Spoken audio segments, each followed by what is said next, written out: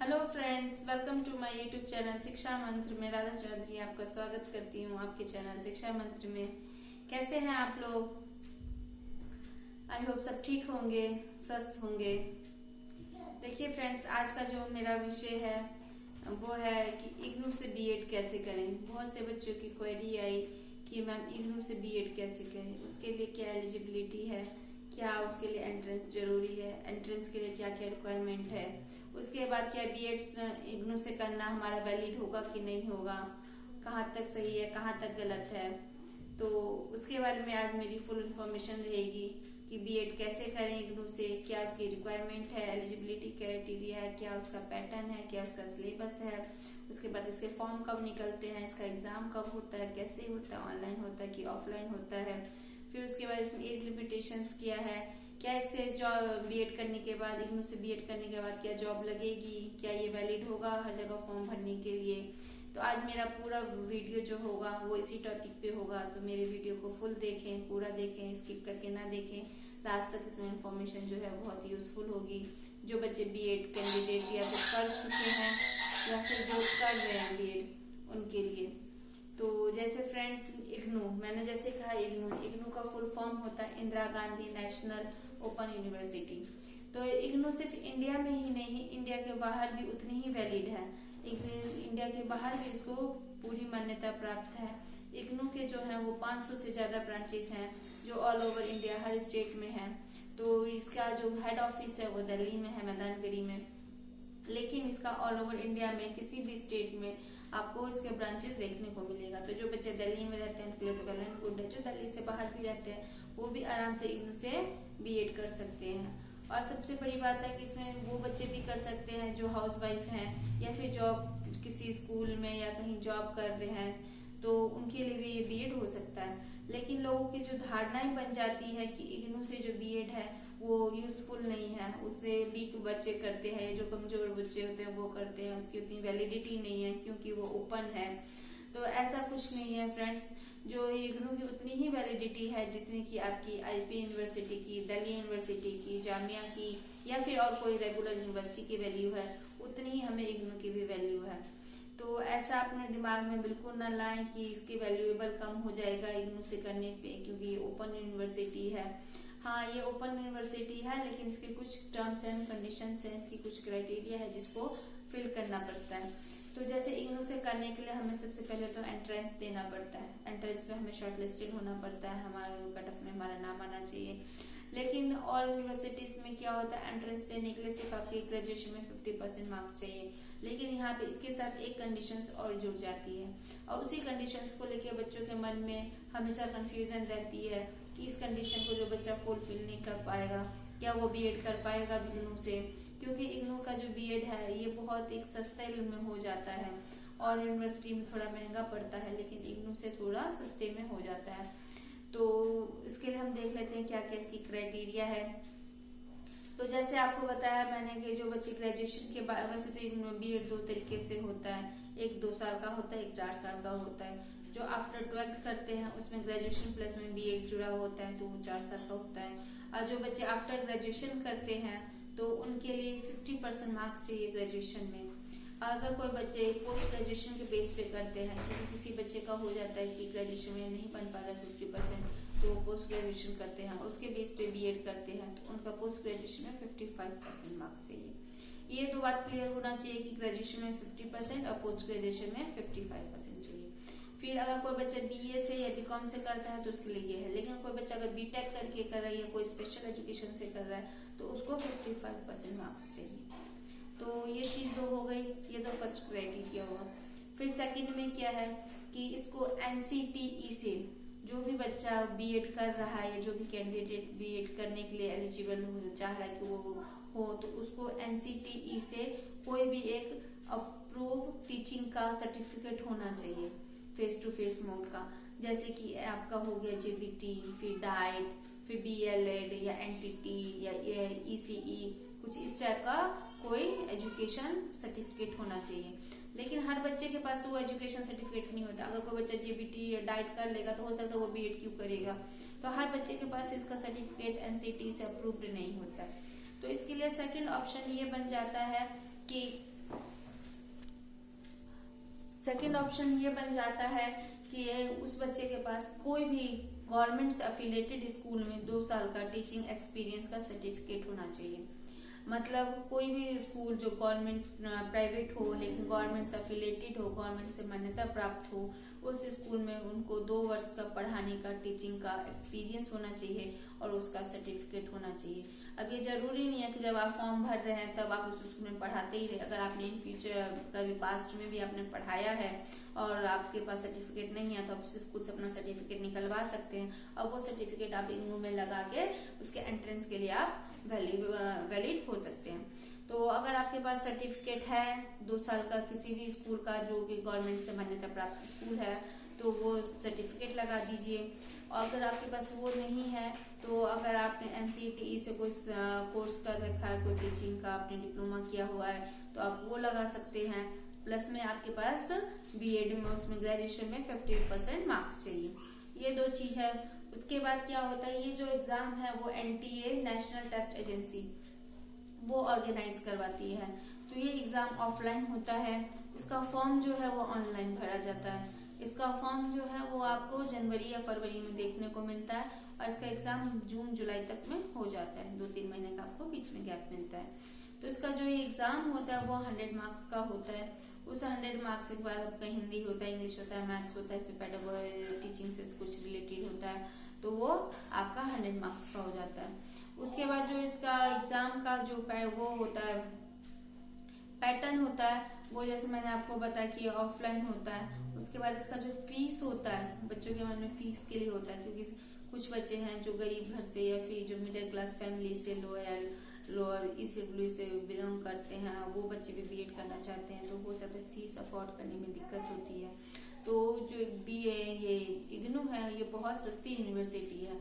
इसका जो 2 साल का फीस जाता है वो 50,000 के अंदर में हो जाता है। अगर आप किसी रेगुलर कॉलेज से करते हैं या किसी और कॉलेज से करते हैं तो आपका वो 1 लाख, 1.5 लाख, 2 लाख के अंदर भी जाता है। जैसे IP है उसका 2 लाख के आसपास चला जाता है 2 साल का। तो ऐसा है कि बहुत सस्ते में हो जाता है। उसके बाद जो इसका सिलेबस होता है वो कैसा होता है, इसका एग्जाम कैसे होते हैं। तो देखिए फ्रेंड्स, इसका जो एग्जाम होता है वो थ्योरी प्लस में प्रैक्टिकल होता है। जैसे कि ये 2 साल का होता है, इसमें थ्योरी प्लस प्रैक्टिकल होता है। आपने एडमिशन ले लिया ऑनलाइन, आपने एग्जाम दे दिया, आपने ऑनलाइन एडमिशन ले लिया, उसके बाद आपको जो है वो प्रैक्टिकल्स में वाइवा में आपको जाना होता है। इसका जो 40 मार्क्स का या 30 मार्क्स का प्रैक्टिकल होता है और प्लस में थ्योरिकल होता है। उसके बाद आपका क्या होता है कि 4 महीने का आपको इसका टीचिंग का वो ट्रेनिंग करना पड़ता है। किसी भी आपको स्कूल दे दिया जाता है, आपको इंटर्नशिप करनी होती है 3 महीने की, 4 महीने की, कम से कम 4 महीने की इसकी इंटर्नशिप होती है। तो वो मैंडेटरी है, वो कंपलसरी है, वो हर एक बच्चे को करना जरूरी होता है और उसको करना भी चाहिए। क्योंकि अगर हम उसको किसी स्कूल में पढ़ाते हैं तब देखिए हम घर पे पढ़ाते हैं या कोचिंग में पढ़ाते हैं तो उसका एक्सपीरियंस अलग होता है। लेकिन अगर हम किसी स्कूल में पढ़ाते हैं तो उसका एक्सपीरियंस हमें और टीचर्स के साथ मिलकर बात करने का और टीचर्स लाइन में जाने का हमें फुल एक्सपीरियंस मिलता है। बच्चों को हैंडल करने का, कैसे एक क्लास में 50 बच्चों को एक साथ हैंडल करना है, कैसे 40 बच्चों को एक साथ हैंडल करना है, तो उसका हमें 4-5 महीने में आइडिया लग जाता है। तो सबसे जरूरी है कि हमें जो इसका टीचिंग का जो इंटर्नशिप होता है वो हमें जरूर करना चाहिए। इसके प्रैक्टिकल्स वाइवा होते हैं, इसकी फाइल्स बनाई जाती हैं, वो बनानी चाहिए। फिर उसके बाद इसका एग्जाम होता है, 2 साल का इसका एग्जाम होता है। उसके बाद जब ये सब हो जाता है तो उसके बाद हमें CTET करना होता है और उसके बाद हम इस फॉर्म इग्नू से जो हमें डिग्री BEd की प्राप्त हुई है उसके बेस पे हम कहीं भी अप्लाई कर सकते हैं जॉब के लिए, गवर्नमेंट सेक्टर में, प्राइवेट सेक्टर में। तो गवर्नमेंट सेक्टर में कई जगह ऐसा हो जाता है, कई स्टेट में अभी 1-2 न्यूज आया था, पता चला था लास्ट ईयर कि 2 स्टेट ने बोला कि नहीं, हम पहले इग्नू से पहले हम अपने जो रेगुलर बच्चे हैं या फिर जो अदर यूनिवर्सिटी के बच्चे हैं उनको वैलिड करेंगे, उनको पहले फॉर्म भरवाएंगे, उनको पहले अपॉर्चुनिटी देंगे। तो ऐसा नहीं है। अगर ऐसा कोई यूनिवर्सिटी या फिर ऐसा कोई स्टेट करता है तो उसके खिलाफ कोर्ट में केस किया जा सकता है, क्योंकि इसके साइट पे खास लिखा हुआ है बड़े बड़े अक्षरों में कि इसको उतना ही वैल्यूएबल है जितना कि आपका दिल्ली यूनिवर्सिटी या फिर आपका JNU या फिर आपका जामिया, कोई भी यूनिवर्सिटी आपका वैल्यूएबल है उतना ही ये भी वैल्यूएबल है। ये सिर्फ इंडिया में नहीं, इंडिया के बाहर भी वैल्यूएबल है।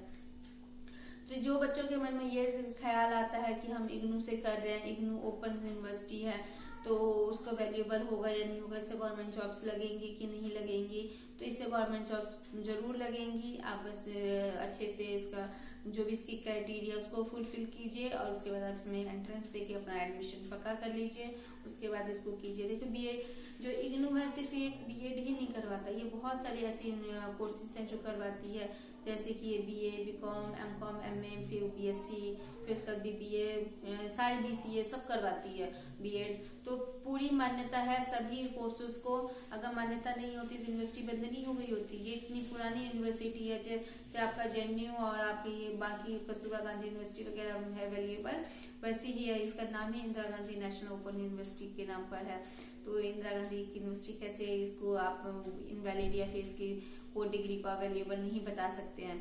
हाँ, लेकिन लोगों के मन में धारणा आ जाती है कि ओपन है तो ये जरूर अच्छी नहीं होगी, ओपन है क्या क्लासेस लिया होगा, क्या अच्छा है। लेकिन देखिए अगर आप किसी अदर यूनिवर्सिटी से करते हैं तो उसके लिए आपको क्या चाहिए, ग्रेजुएशन में 50% और साथ में आप एंट्रेंस दीजिए। लेकिन इसमें आपको एनसीटी के तरफ से कोई कोर्स किया हुआ जाना चाहिए, या फिर आप किसी स्कूल में 2 साल का आपको पास एक्सपीरियंस चाहिए। ये इसमें एक्स्ट्रा इंक्लूड है, जिसकी वजह से ज्यादा बच्चे अप्लाई नहीं कर पाते हैं, या फिर बच्चों में कंफ्यूजन रहता है कि मैम हमारे पास तो 2 साल का एक्सपीरियंस नहीं है तो हम कैसे अप्लाई करें। देखिए एक्सपीरियंस नहीं है तो जो स्कूल मान्यता प्राप्त हो उस स्कूल में जाइए, वहाँ के प्रिंसिपल से बात कीजिए, टीचर से बात कीजिए, उनसे बोलिए कि हम आपके स्कूल में पढ़ाएंगे लेकिन हमें 2 साल का अपना मान्यता प्राप्त का हमें सर्टिफिकेट दे दीजिए। क्योंकि अगर वो 2 साल का आपको दे देते हैं तो आप 2 साल का वो लगा के आप साथ में बीएड भी कर सकती हैं और उस स्कूल में पढ़ाकर आप एक्सपीरियंस भी गेन कर सकती हैं। तो इससे क्या होगा, आपका साल भी बचेगा, प्लस में आपका एक सस्ते में कम पैसों में आपका बीएड एक अच्छे यूनिवर्सिटी से जो कि वैलिड है और जो कि फुल वैल्यूएबल है, अच्छे यूनिवर्सिटी से कम पैसों में आपका वो हो जाएगा। प्लस में आप किसी स्कूल में पढ़ाने का आपको एक्सपीरियंस भी मिल जाएगा। और इसमें तो जैसे है कि इसमें रेगुलर कोर्स क्लासेस लेने की जरूरत नहीं है, सिर्फ आपको जब टीचिंग के लिए बुलाया जाएगा जब 4 महीने के लिए तब आपको जाना है, और उसके बाद जब आपका वाइवा या प्रैक्टिकल्स होगा तब आपको जाना है। तो इसमें एडमिशन लेना कोई ज्यादा टफ नहीं है। अगर जिस बच्चे ने जेबीटी, डाइट, एनटीटी या फिर कोई भी डिप्लोमा किया है तो उसको तो आसानी से एडमिशन इसमें मिल सकता है। लेकिन किसी बच्चे ने अगर नहीं किया है तो वो भी कोशिश करेगा तो किसी एफिलेटेड स्कूल से सर्टिफिकेट बनवा के या उस स्कूल में 2 साल का पढ़ा के जो अपना सर्टिफिकेट निकलवा के अपना बीएड इग्नू से कर सकते हैं। उसके बाद आप बीएड करने के बाद आप सीटेट कीजिए और किसी भी गवर्नमेंट स्कूल में भरने के जॉब के लिए या फिर एग्जाम के लिए आप अप्लाई कर सकते हैं। तो ये थी मेरी इग्नू से बीएड से जुड़ी सारी खबर, जिसमें मैंने कवर करने की कोशिश की कि इसमें कौन कौन कर सकता है, कौन इसको ऑर्गेनाइज करता है। तो जैसे मैंने बोला इसको एनटीए ऑर्गेनाइज करती है, इसका ऑफलाइन एग्जाम होता है, दिसंबर या जनवरी में इसके फॉर्म निकलते हैं और मई जून में इसका एग्जाम हो जाता है। उसके बाद जो है इसका पैटर्न कैसा होता है, तो इसका जैसे थ्योरिकल और प्रैक्टिकल दोनों होते हैं। फिर उसके बाद क्या ये वैल्यूएबल है, तो हाँ ये फुली वैल्यूएबल है। जितनी आपकी बाकी यूनिवर्सिटी जो है रेगुलर है, जैसे दिल्ली हो, जामिया हो, आईपी हो या फिर और कोई यूनिवर्सिटी जो कि रेगुलर डिग्री देती है, तो उतनी ही वैल्यूएबल इग्नू भी है। इसको किसी भी स्टेट में इसको खारिज नहीं किया जा सकता। इसका जो ब्रांचेस है वो 500 से ज्यादा ब्रांचेस है जो कि ऑल ओवर इंडिया में हर स्टेट में इसके मौजूद है।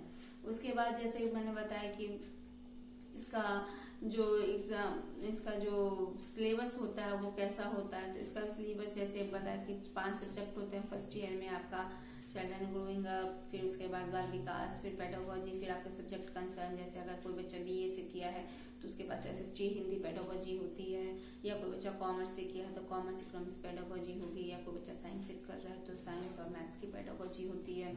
उसके बाद आपका आईसीटी होता है, फिर आपका प्रैक्टिकल्स होते हैं।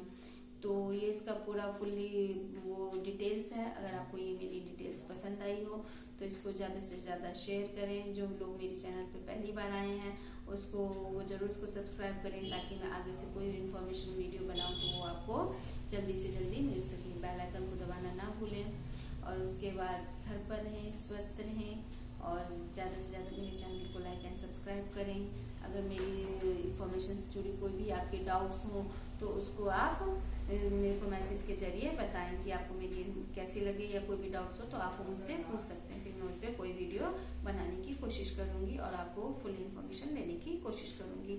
ओके, जाने से पहले मैं आपसे बोलूंगी घर पे रहिए, अपने परिवार वालों के साथ रहिए, स्वस्थ रहिए, कोरोना से बच के रहिए। जय हिंद, जय भारत, धन्यवाद, बाय बाय।